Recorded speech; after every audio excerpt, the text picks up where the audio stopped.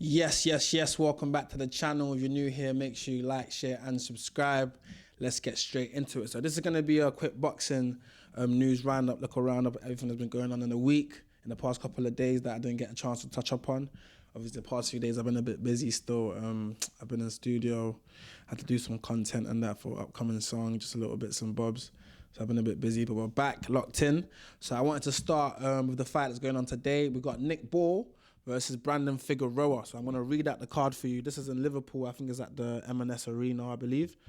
So obviously, let's go. Nick Ball versus Brandon Figueroa for the WBA featherweight title.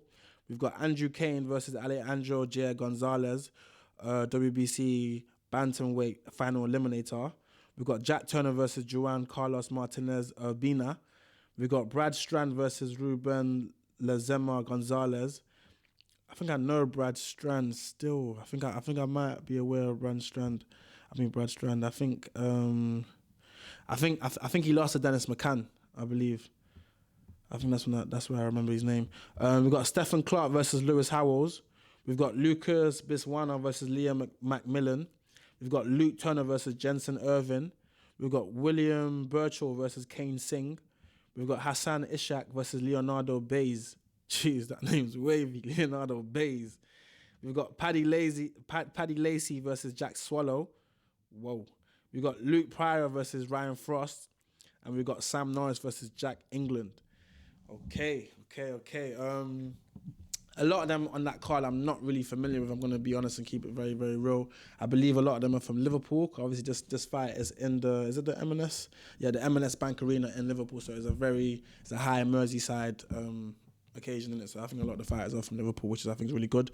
So yeah, the main event, Nick Ball versus Brandon Figueroa. I am gonna go with Nick Ball on this. I hope Nick Ball can do the job. Obviously, I'm not super duper aware with Brandon Figueroa like that. I've watched about 3 highlights of his previous fights. I think he fought Fulton. I believe he fought Fulton and lost to Fulton, but I believe he's never been stopped. He's got 2 losses on his record, never been stopped. He likes to fight as well. Like, he likes to come for a fight. He's not like a runaway kind of fighter or he's just like galloping around the ring. He doesn't do that. He likes to fight, and he is very durable. Like I said, he's never been stopped.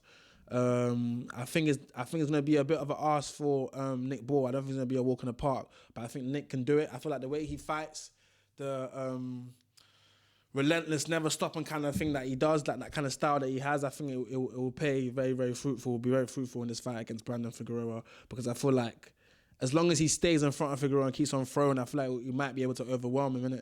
But obviously there's a big height difference, but there's always a height difference in Nick Ball's fights, innit? So I don't think it's anything new for Nick Ball. But for Brandon, I don't know how it depends how he handles that height difference as well. Because obviously he can always punch downwards. I'm sure it's easier to punch downwards than it is to punch upwards, innit? But it depends if you're able to actually maneuver that style that's coming back at you. Like Nick's not. He's not a guy who's just there letting you, like, just gonna let you get hit. Obviously, he doesn't mind getting some hits himself. I mean, getting hit himself a couple of times, but at the same time, he's just over what he just doesn't stop. You know what I'm saying? So I don't know if Brandon's got all the tools to, like, basically dispatch that kind of style, that Nick's got. But we'll see. And obviously, I'm leaning towards Nick Ball. I hope it's a Nick Ball victory. I hope he retains his title, and we still have him as a British world champion, in it. So I'm probably going to do a video after the fight or tomorrow morning, in it. So we'll see what happens. But hopefully Nick Ball has got what it takes to keep the belt and get the W. So the next topic I wanted to talk about was the WBC stripping Shakur Stevenson only a few days after his magnificent win against Teofimo Lopez. So I'm reading here from The Zone. It says, WBC strips Shakur Stevenson of title. What happens now? Despite landing the biggest win of his career last Saturday, Shakur Stevenson was handed a rude awakening on Wednesday. The world bore witness to the complete decimation of Teofimo Lopez at the hands of Shakur to claim the ring and WBO super lightweight titles at Madison Square Garden. Now, only days after shocking the world, the WBC has stripped Stevenson of his lightweight world title, which he has held since November 2023 and defended 3 times over the last 3 years. Damn. We saw a very similar thing happening with Terence Crawford only 3 months after the legendary bout and win against Canelo Alvarez. Bud took to Instagram to highlight that the WBC made their decision over sanctioning fees and that the Omaha fighter refused to pay, citing that he was told that he owed the WBC over 400K $400,000. Sorry, my bad. While the WBO, IBF, and WBA didn't come knocking. Shakur stated on X that the WBC had nothing to do with his bout against Teofimo, and that they were insisting that he paid them an extra $100,000. Wow, $100,000 on top of whatever else the fight already paid. So this is the post that he made on Instagram. He said, "100K to some crooks who don't deserve it. Nah, Leilani, Leilani, I'd rather get that to you, baby girl." The WBC didn't even have shit to do with this fight, and it's eating them alive that they can't. It's eating them alive. Take your belt. It don't make me. He also said, "And I just paid these dudes after my last fight. What the hell I'm giving y'all 100K right now for? Because y'all got beef with Birdo, so come at me for it." Oh God, I don't know. I'm doing that accent still, but that's how I'm expecting him to say it. But yeah, no, what do I think about it? Yeah, no, it's a bit mad still. It's a bit mad. I think the WBC, they're always on this mad thing, man. Like, they need to just cool, like, just relax. They're always on this, like, bro, if from what he's saying, if what he's saying is actually true, if the other sanctioning bodies are not being so hungry for these, like, bro, I'm not being funny. He wasn't even fighting for your belt. He wasn't fighting for your belt, and they was fighting for the ring, and what was it, ring and WBO, no? Ring and WBO. What's the WBC getting 100K extra for? For what? What you man, like, for what? For what? He's not fighting for your belt. It's not like, you're not even sanctioning this flipping fight. Well, what you man, obviously, like, you have to sanction it, obviously, I'm sure, but the other belts weren't even on the line. It was just them two belts. Like, just cool, like, every single minute. And it's like, it's because things aren't transparent. Like, this is why things is happening, because it's like, if he's saying he had just paid you lot, what does that mean? Does it mean he just paid you lot for this fight, or paid you lot for a previous fight, or something? Like, what does he mean by that? You know what I'm saying? And I guarantee they're probably not even going to address what it means by he just paid you lot. And they're probably not going to address why they needed 100K from this fight. Like, properly. They're just going to say, oh, yeah, this goes to this, but we don't know where it goes to. Nobody knows. Nobody believes where it goes to. That's the problem. That's the issue. That's the issue with the WBC. Like, I'm just like, fam, you can't just keep on stripping people of the belt just because of this and that. Like, maybe there needs to be a change in the rules, or how things, or how this money's being taken or divided or divvied up. Do you know what I mean? Because obviously, fighters more and more, they're gonna start saying, you know what, fuck the belt, like, forget you, man. I'm not gonna do that. I'm not gonna pay this. And if it gets to that where a lot of fighters are saying that, bro, you lot are gonna be out of business. You know what I'm saying? So it's like, it's better to try and fix this or remedy this or change. Like, we change with the times. You can't be stuck on what things was like before. I understand this is how it's been for how many years, but maybe it's time to change, bro. Maybe these fighters, they're getting more money, more advice, more advisors, the more smarter, more clued up on what's going on in the game, what's going on in the sport, what's going on in the world, what's going on in business, that, it's just not making sense to them anymore.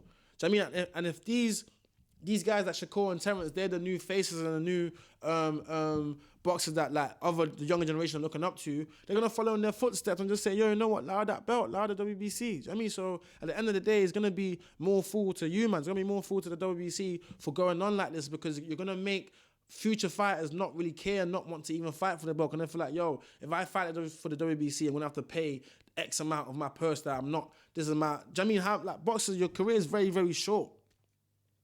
Very, very short. You don't have a long, long career. So it's like, you got to get it when you can get it in it, and you don't want to be paying a random whatever. I'm sure Crawford said something like the WBC wanted 400K. That's a lot of money, bro. 400K, like, where's it going to? You still got taxes to pay. 400K just to you, man. Like, who are you, man? Obviously, I know that's the rules and this and that. I'm just being a bit flagrant with it, innit? But yeah, obviously WBC, we know what they're on anyways, isn't it? I'm not shocked by this, but who cares, man? At the end of the day, Shakur, he's still the best in that. Them taking the belt off him, you've just taken the belt off the person who's actually the best in that division. So it's more fool to you lot, innit? Like, I don't think Shakur should even be bothered, if I'm being completely real still. Like, he's not bothered. It doesn't seem like he's bothered anyway. So, like, it's kind of is what everything, innit? You get me? So moving on, we've got Jai Opetaia finally getting an opponent for his first fight on Zuffa Boxing.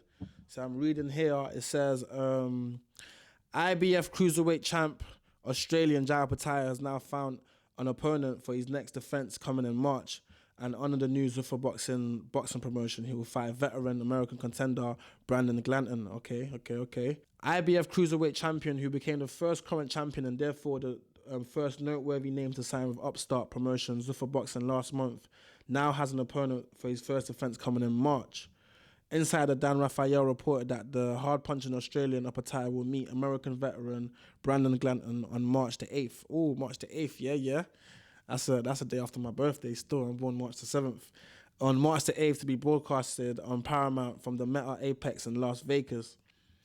Opetaia 29-0, 23 KOs, who's made multiple defenses for the IBF belt, officially announced in late January that he has signed with the newly launched Zuffa Boxing, committing to compete in their monthly fight series. Glanton, 21-3, flipping now with 18 KOs, is out of Georgia and lost a decision to prominent cruiserweight Crispin Smith. Yeah, I remember that in England last April.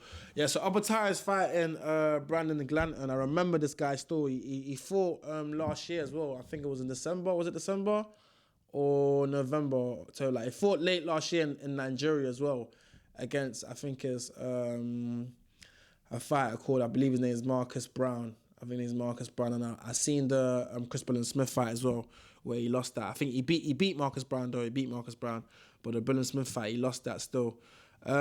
He's an all right fighter. He's all right. It's nothing crazy. He's ticking on that a bit as well, getting on that a bit.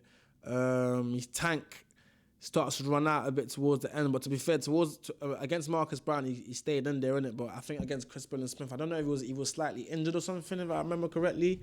I don't know whether it was his knee or arm, something was slightly injured, so he didn't look amazing in there. He was taking a lot of shots that I feel like he didn't need to be taken. He's not the fastest either. His punches, I feel like from what I've seen against Marcus Brown, I feel like you do feel his punches. He's got a decent chin. He has got a decent chin still. But I think it's gonna be like an easy night's work for Jai Opetaia. But to be fair, I'm happy he's fighting somebody that at least I know this time around, innit? Cause a lot of the times Jai Opetaia is just fighting guys that man don't even know who the hell they are. Man don't even, like, the last person he fought that I know was that English fighter. I forgot his name. Who is it? It's not Jack Macy. Who is it? I forgot his name, man. Is it Jack Macy? Let me check. Let me double check. I think it might be Jack Macy. Yeah, I was right. Yeah. Jack Macy still. This was in 2024. Yeah, 2024 still. And he lost in Riyadh. So that was the last person that Jai's fought that man even like know like that. Do you know what I mean? I think he fought Bradis again, but I don't know if that was after or before. That's it. Everyone else he fights, man, don't even know who they are, bro. Do you know what I mean? So at least he's fighting somebody that we know. Hopefully his next fight is to unify. I believe that was meant to be his next fight, but I think maybe this is just like a quick little warm-up thing, just like get your feet wet kind of thing, innit? So yeah, I'm looking forward to it still. Day after my B-Day, I'm definitely gonna be watching it. So we're gonna do more further videos as more news and more news regarding the undercard and things like that comes out. If it is going to be a good undercard, because to be fair, it's on Zuffa Boxing, so it might just be bare. It is going to be bare Zuffa fight, isn't it? So hopefully, but to be fair, I think they're on their second card now, second or third. I think their second card wasn't that bad. I think it might even be better than the first card that they led with, that they started with, innit? But I've got high hopes for Zuffa Boxing still. I feel like I said in my video that I done, I think a few days ago or something, when I'm talking about it, I feel like Zuffa, man, they're going to produce a lot of good moments in boxing, you know, because they're going to find gems. They're going to find gems that people didn't really give a chance, and they're going to give them a chance. They're going to produce something that's going to be like, do you know what I mean, someone's going to catch lightning in a bottle, like, with that whole promotion. I know that for a fact. They're going to create somebody who's like a real name that do you know what I mean, that obviously might not stay with Zuffa, but it's going to be created from that fold of the Zuffa Boxing circuit, innit? So yeah, no, Jai Opetaia fighting Brandon Glanton March 8th. Looking forward to that. Going to be a good fight. And let me see if there's anything else I wanted to talk about. Let's see. I think that might be it, you know, guys. That might be it, you know. Ooh. Yeah, I think that's it, you know, guys. What's that? Welterweight wars, reaggration clause, and stadium share. How does Stevenson and Conor Ben fight get made? Bro, that's not getting made, man. I don't believe that still. But yeah, no, that's it for this video. Leave a comment down below. Let me know what you think. Let me know your predictions for Nick Ball. That fight's going to be starting real soon. Let me know what you think about, what was we talking about? Shakur getting stripped. Jai Opetaia. Leave your comments down below, man. Chat to me, man. Let's have a dialogue. Make sure you like, share, and subscribe. Don't forget, episode 1, Cut the Ring Off with Josh Padley, is out right now on the channel. Make sure you go watch that, give it a like, give it a comment, give it a share. Much love.